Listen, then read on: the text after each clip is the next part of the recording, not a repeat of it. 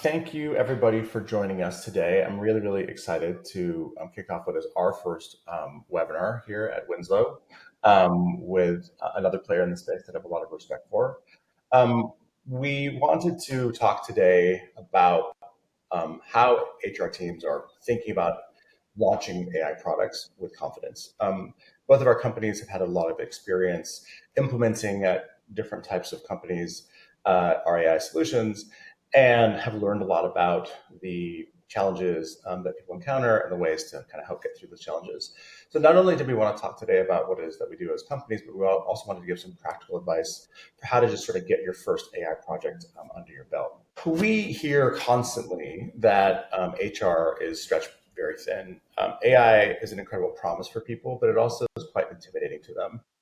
I think many times it shines a light on a lot of things that they've wanted to do for a long time. And so kind of navigating your first AI project can seem like a pretty big lift and quite intimidating. We guarantee you that it's not. We're going to tell you how to make that the case today, but it's something that we see when we go talk to people.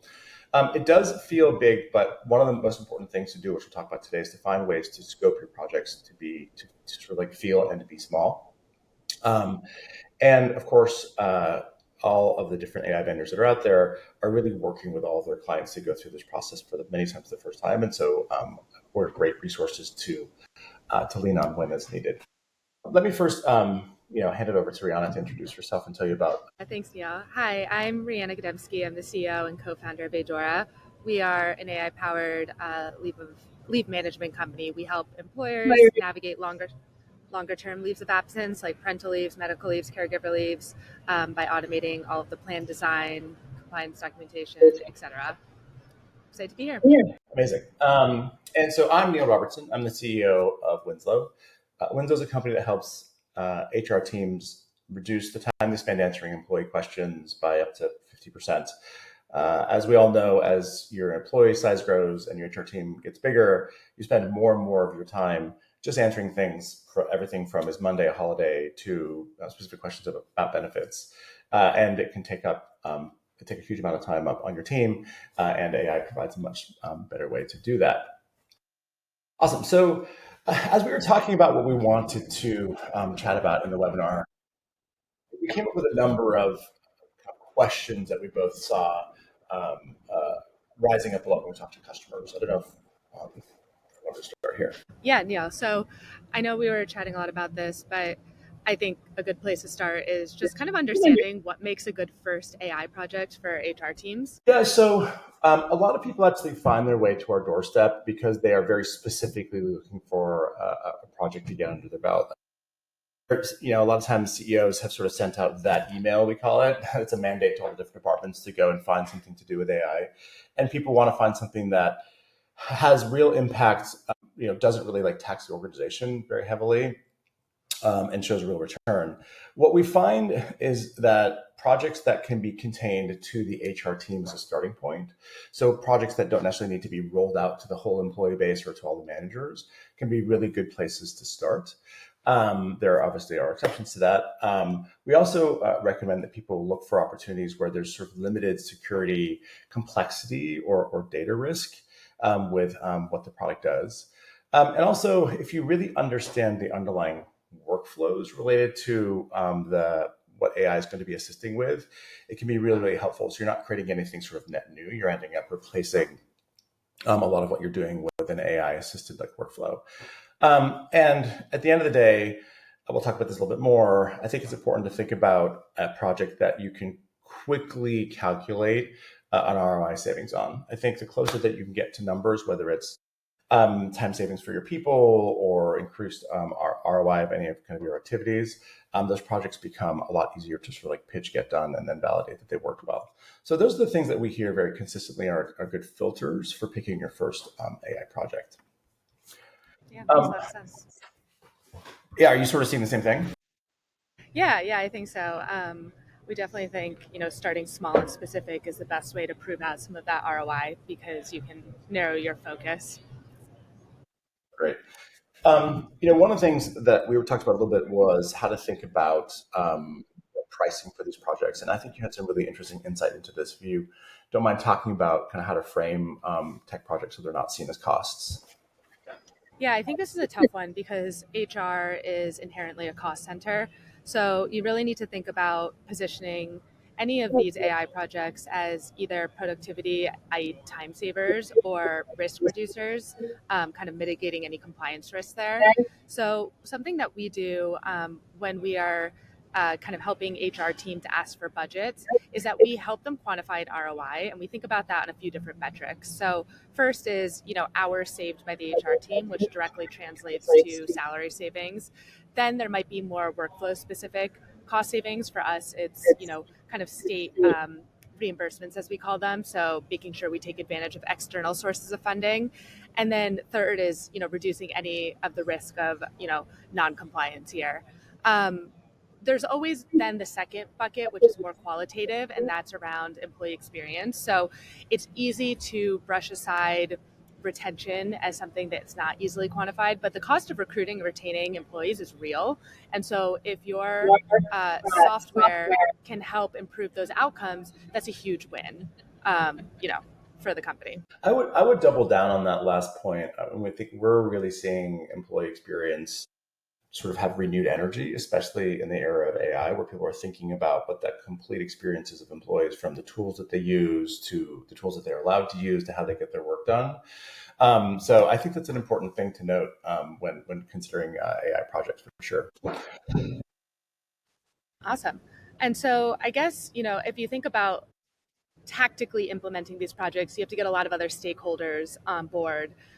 So what do you kind of see as IT and legal needing during this process? Yeah, so we find that when we talk to HR teams that are new to AI, there's a lot of anxiety around security questions, data questions, how to interact with IT departments, what sort of like legal and compliance issues, even ethics issues needs to be thought about.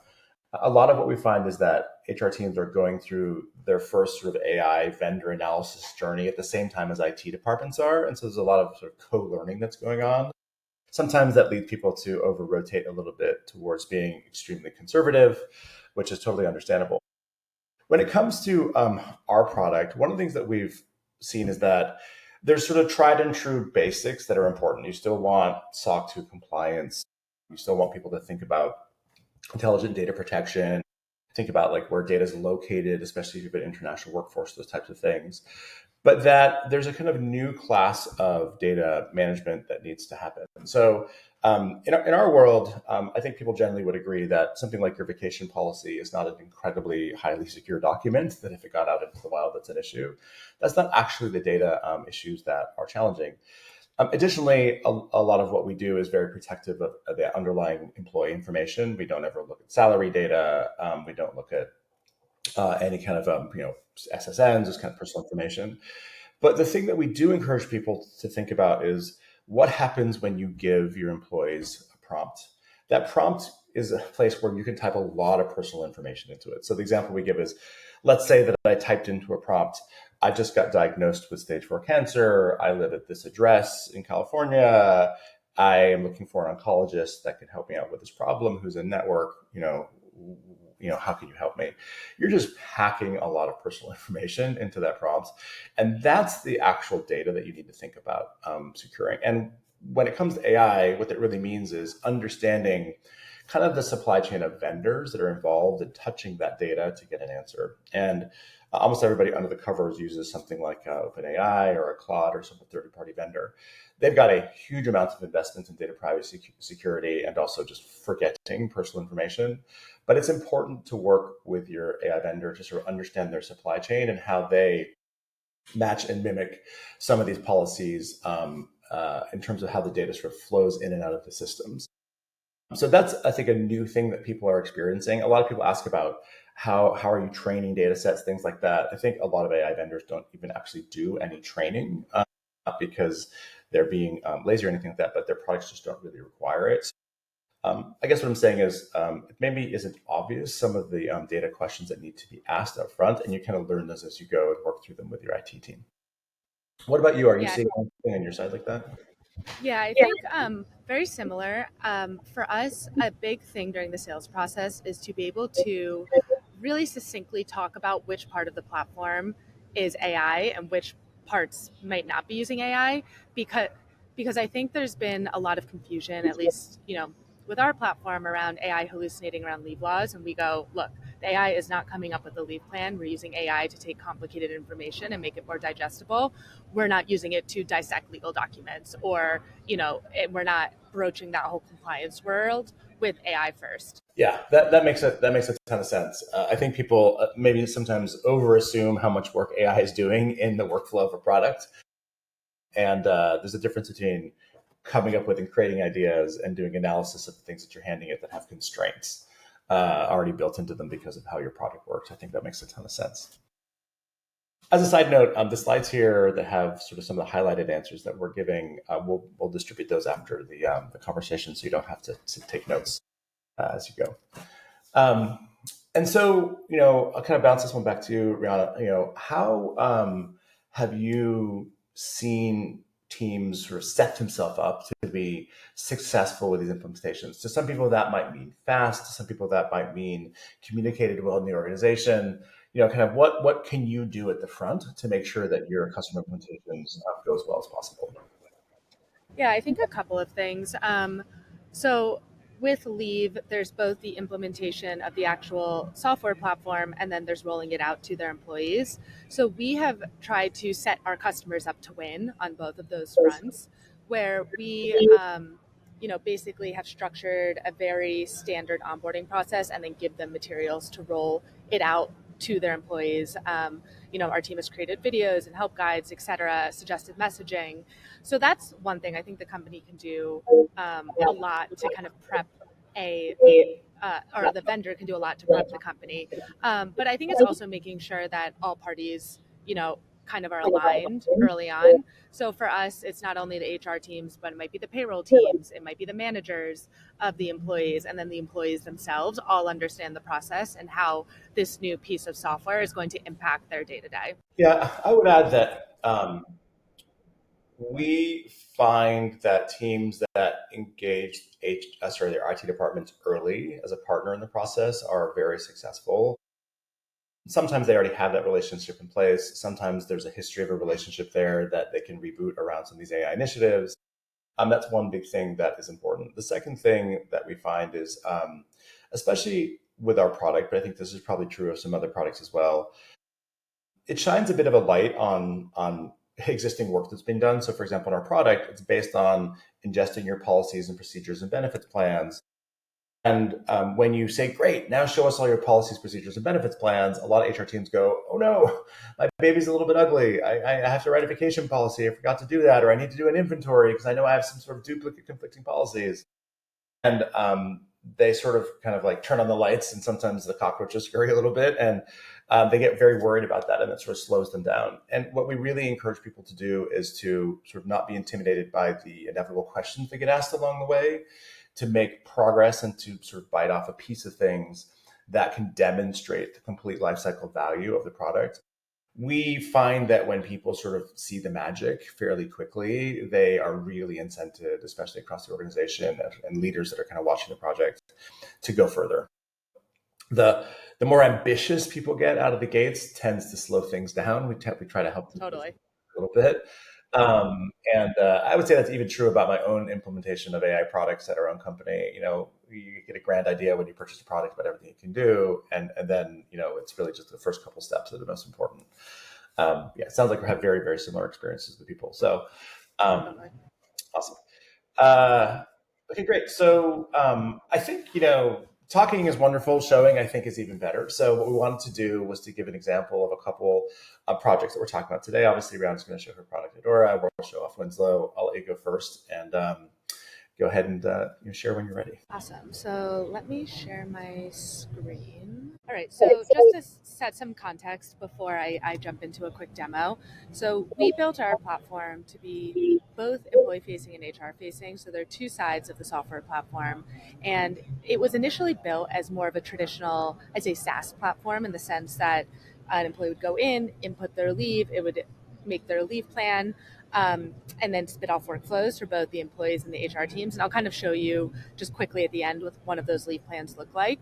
But this is where we saw a massive opportunity to take AI and build a virtual leave administrator that would sit on top of the platform and really make it a lot easier for employees and HR teams to understand really complicated information. So Anna is our leave admin. That's the piece I will demo a short little glimpse of right now. And Anna can help employees initiate a leave case, answer questions, and then also acts as a co-pilot for HR teams if they don't understand, the next step in a leave process or to pull data from the system. So let me show you Anna now. You can talk to her or chat with her. I'll let her speak and then I'll chat back because that tends to be a little easier while presenting. And she's also multilingual. So I've been on demos where I've just switched into speaking Spanish and she'll respond natively. I don't speak Spanish, so I don't get much further than my name is Rhiana, but the capabilities are there. You let me know whether you are share your expected due date. Great to hear about it.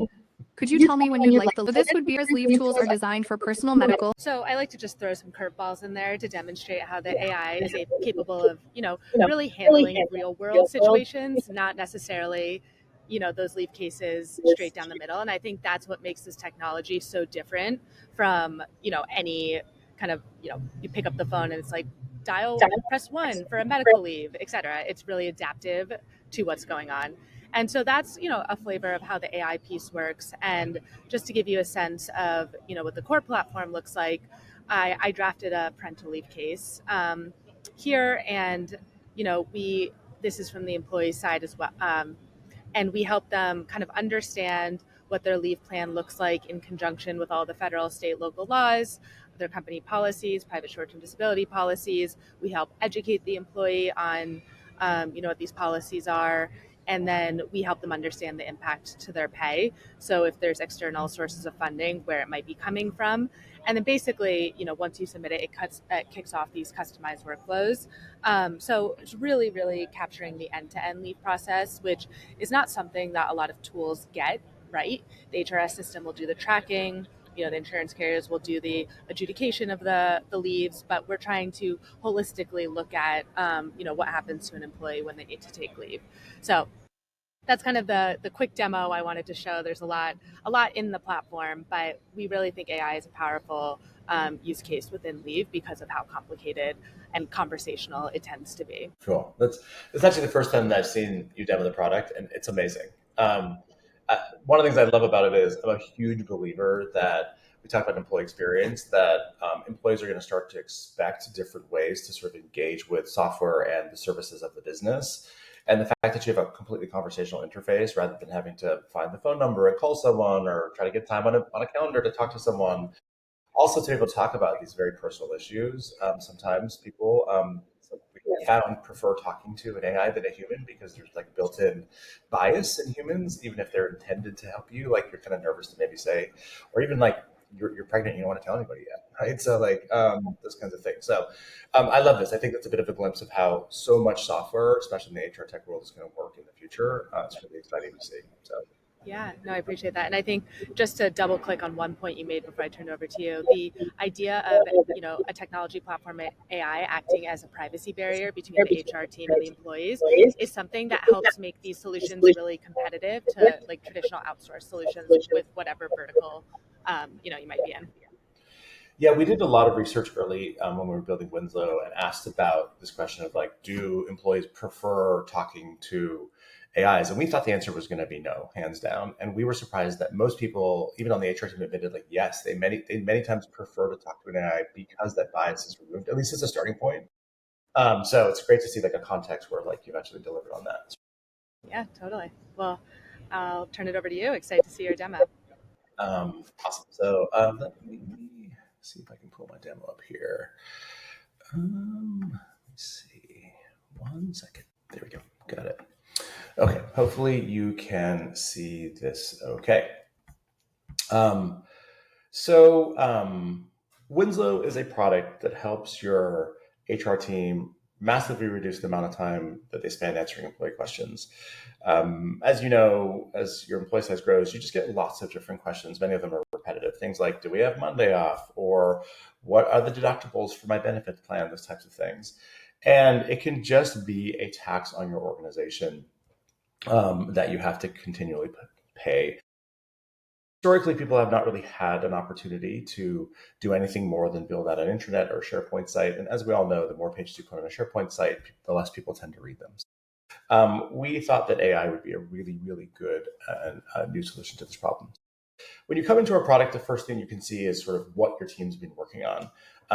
You kind of put your HR team into the system, and then we track all the questions that are getting asked. You can see not only the question that's getting asked, but also who on your team helped with it. So many teams have questions that come in through email, through Gmail, through Outlook. They come in through Slack. We support all of these interfaces in the product. I won't show them all today, but anywhere that your team is getting questions, Winslow is right there to help you get answers. You can always go back and take a look at what the question was that got asked, what response there was to it, what documents that were supplied as a response to the question, and people can also rate answers. So, for example, if there's a policy that needs tightening up, or they have a question about something, you can see those ratings come in, and you can screen always for the ratings that are poor that you want to kind of address. We do some basic reporting and measurement as well. So you can see categorizations of questions that are coming into the system. This can be really useful to see if there's a trend in the questions that are coming in. So maybe there's a whole bunch of benefits questions before benefit season, which we're heading into now. You can see that, take a look at those questions, and maybe put together an email or a webinar or something like that for your company to help address those things more broadly to the employee base. When we go into organizations, when we started the company, we thought people would have this really nice, clean folder somewhere with all their policies and procedures. And that's not really the way that organizations evolve. People tend to have a policy, procedure, and benefits information lying around in lots of different places. So we support connectors to lots of different places your documents can live. SharePoint, OneDrive, Google, etc., Confluence. You also just upload documents directly. One of the nice things about the product is if you do point us at a network document system like a Confluence or a SharePoint, we actually will watch those systems, and anytime you make changes to them, we'll automatically integrate those changes back into your knowledge base. So you don't have to be constantly updating Winslow to make sure that it's reflective of the documents that you're using for your employees. That's an important piece of the puzzle there. I've loaded a bunch of documents in for this demo. One of the things about this demo is there's a company called FanDuel. They have to have a very public policy and benefits site that they use as part of their marketing to new employees. We just pull down all of their policies and benefits information off of that site because it's a really good real world context. They have employees in multiple countries, in multiple states. There's a lot of complication and sophistication to what's available to different people. So we're using it as our context for the demo, all publicly available. One of the things that's important when you do go set up a system like this is that you help us understand the types of employees that you have. So the reason that you can't just go get an off-the-shelf chatbot or go build with Copilot, which we see a lot of people doing, is that the number one thing that matters inside of HR is context. So as you know, your employees have different classifications and distinctions, right? So you might have an employee that's works in London. You might have an employee that is a union worker and they're covered by a collective bargaining agreement. When you are getting a question as a human on the HR team, you're doing a lot of sort of routing in your head.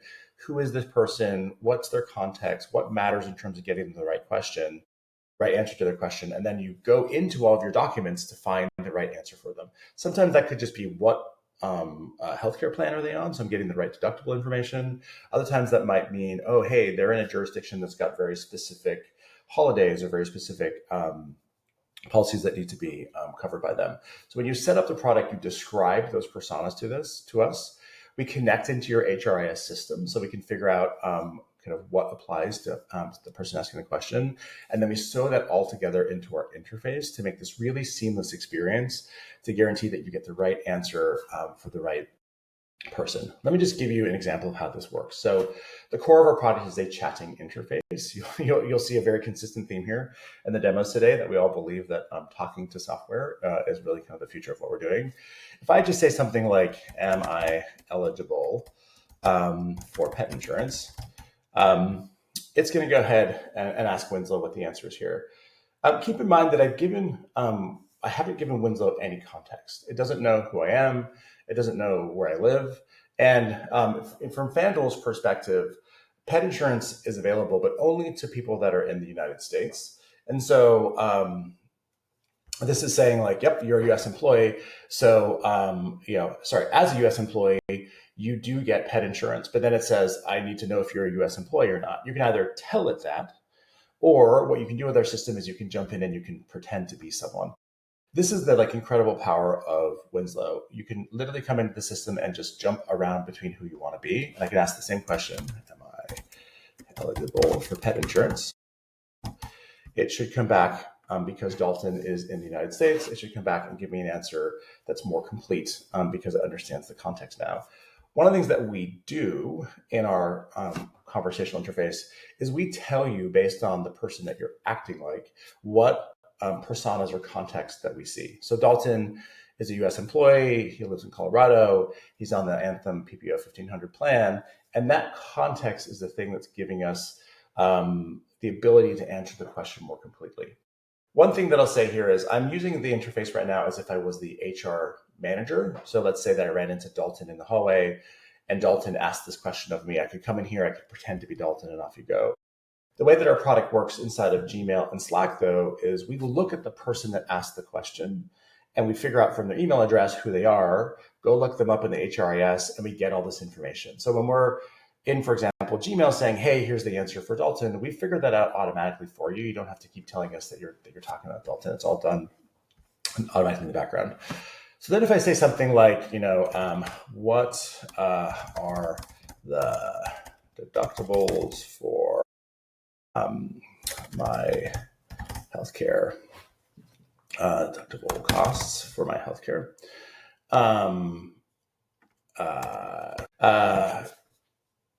this will go in, it'll take a look at who Dalton is, and it will figure out what plan he's on, and it'll give that answer. The nice thing about the way that our conversational interface works is you can then go back and you can say, I also want to include a different context. So for example, if Dalton's on a certain plan, it'll give you the answer for that plan, but then you can go back and say, oh no, I actually want to compare that plan to something else. So while this is typing, while this is going, I can start typing. 1 second here. So great. This is coming back with healthcare costs for Dalton. I can say compare this to Anthem EPO. And it'll go ahead and it'll come back and it will compare this Anthem 1500 cost that Dalton has to an Anthem EPO for you. So what we learned in talking to so many of our early customers is getting a correct answer 80% of the time is not useful. Getting a wrong answer every once in a while is not useful. What really matters is you have to deeply understand the context of the person.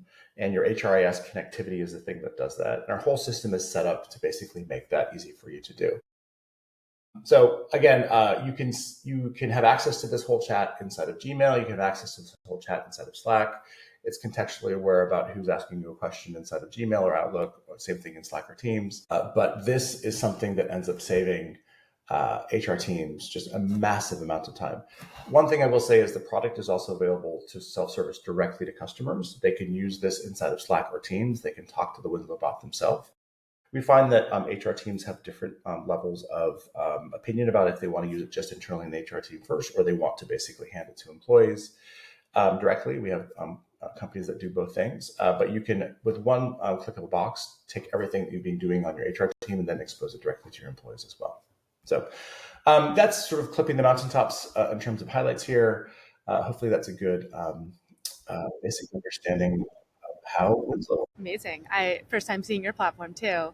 I think the AI Q&A is so powerful. No matter, putting myself in the shoes of an employee, usually I'm the one answering the questions now, but when I was an employee, even if there were help articles, I didn't want to read them. If I had the Slack of someone who could answer it for me, I was going to ask them the question. And so I think that is just how we are wired. We want instant gratification on our problems. So this really, really solves that, fills that gap. Yeah, thanks. One of the things that's great about this is it makes your HR team a 24/7 organization. Same thing with your product. That, especially as you get into more complicated team structures. I mean, we're a small team, but we have people in like multiple different countries, so we're kind of working around the clock. If we had an HR person, they would only be available for a little time slice of that. So that employee experience, going back to that, the expectation is becoming 24 by 7 accessibility to the things that need to get done, and that's why AI is just so critical. So in your case, most of these things are medical issues. So like people don't want to wait until Monday if they have this problem or they have this question on a Friday afternoon. That's you. Yeah. Awesome. Great. So I think those were probably two like little bits of demo for people. We wanted to just really wrap up here. If there are any Q&A questions, I know we're just a few minutes over time, so we'll be respectful of time. But if there are any questions, please let me know. Let me pop up in the chat and see if there are any. 1 second here. So Josh said, what are the benefits of using Winslow versus leveraging an AI solution within or native to the HRIS? Okay, so that's a great question. You're starting to see bits and pieces of our products and AI products appear inside of HRIS solutions. We've played with a few of them.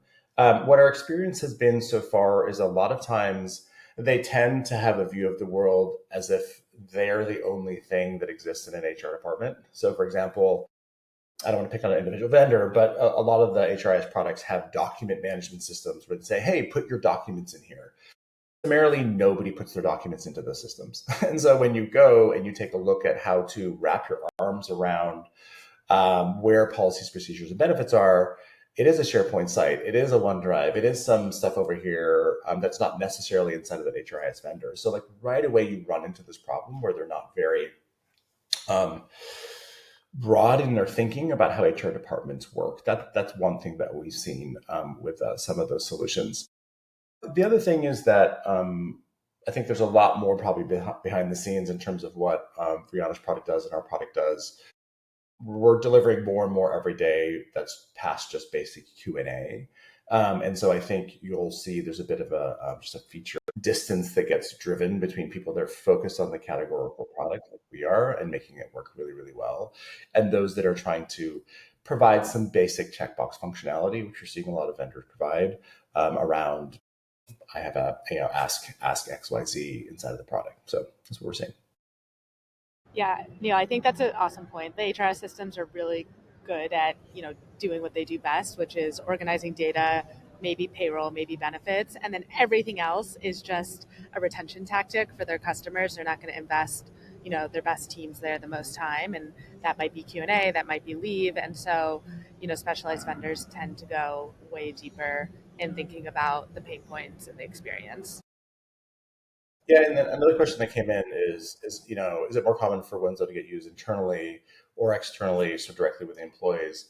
I'd actually like to hear your answer to this as well, because you're kind of an employee-facing tool. But what we experience is that naturally HR teams kind of want to use the product internally first, and some of this is this issue of do we feel like our policies and procedures knowledge base is complete yet, right? So there's a little bit of kind of like completing the work that should have been done already before they flip it on to the employee switch, flip the employee switch on. So there tends to be a bit of a two-stage rocket when people use our product.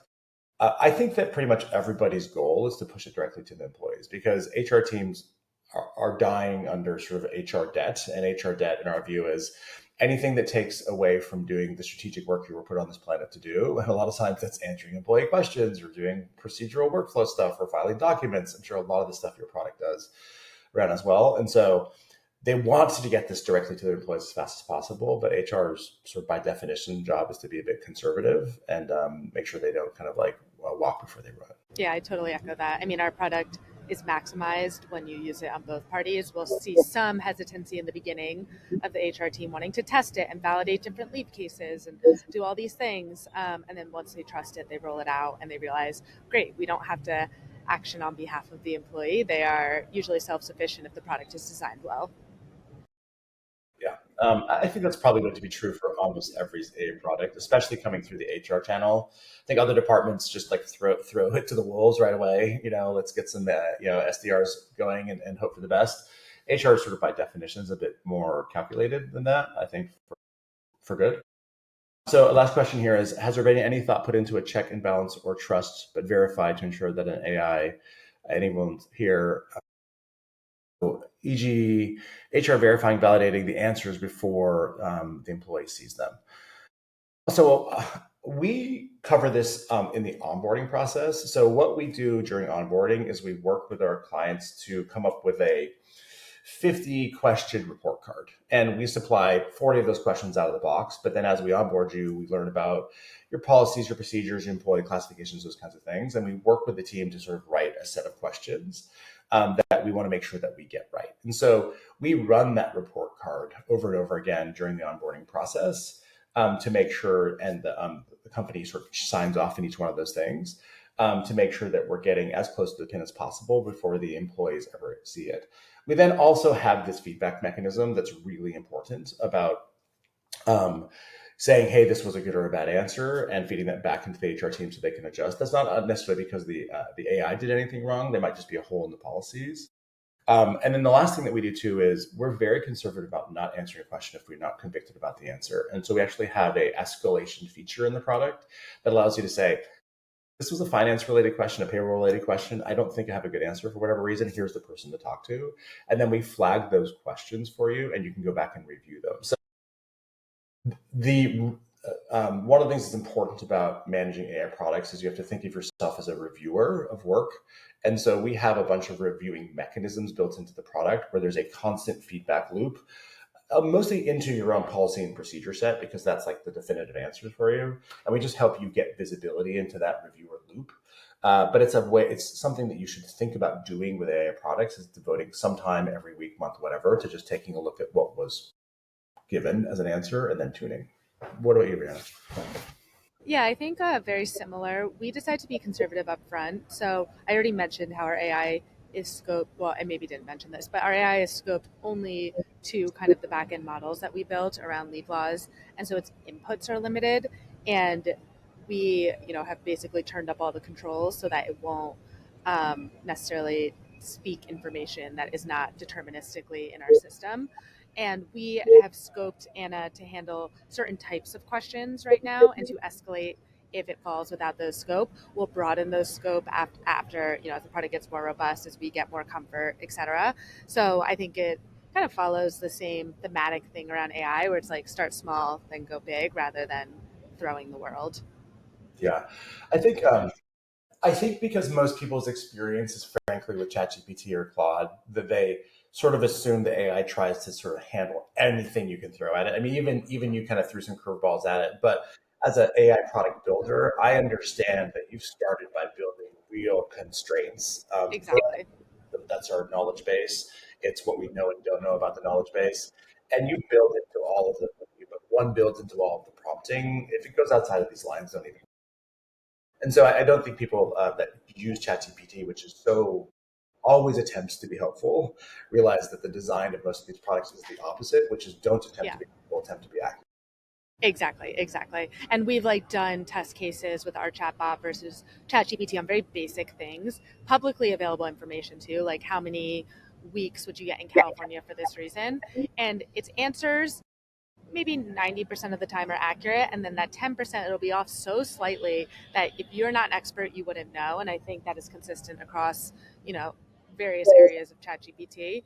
And so we built that, we built our chatbot with all of that in mind. Yeah, and to one last point on this. So, for example, I mentioned in our demo that FanDuel has a public website. So you can actually go into ChatGPT and you could ask FanDuel related questions, and it will give you a lot of the answers from the FanDuel site. But every once in Totally. Well, so fun. Thanks everyone for coming.